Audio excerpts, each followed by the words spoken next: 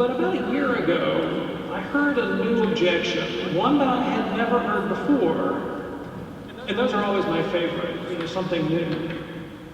I heard from a young man who called me up and he said, Dr. Anders, I want to tell you why I left the church. I said, okay, why did you leave? He said, I left the church because of her teaching about the Eucharist. I said, that's a new one. It usually goes the other way around. People are attracted to the church because they're attracted to the Eucharist. I said, okay, what are you talking about? He said, well, I was told that the Eucharist was the best thing in the world, that it would change my life, that I would go to communion and I'd never be the same. And so I went to RCIA, and I learned the faith, and I professed the faith, and I was baptized and confirmed at Easter. And I went forward to Holy Communion, and I received communion, and I felt nothing. I felt unchanged. I thought, well, maybe it has to build up in my system for a while. So I kept at it, for 6 weeks, 9 weeks, 12 weeks. And I was just the same old guy. Nothing seemed to be different.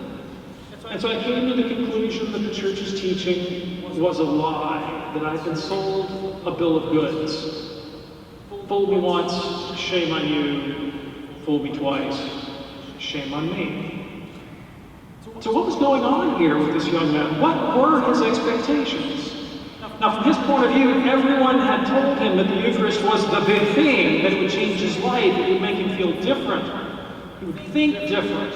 And I suspect that many of you have heard these kinds of appeals. I understand where he was coming from, and yet he did not feel any different. His life was unchanged, and given his expectations, given what he had been taught, I think he was right to feel cheated, right to feel disappointed, because I also recognize that he had been badly taught about the Eucharist and given false expectations.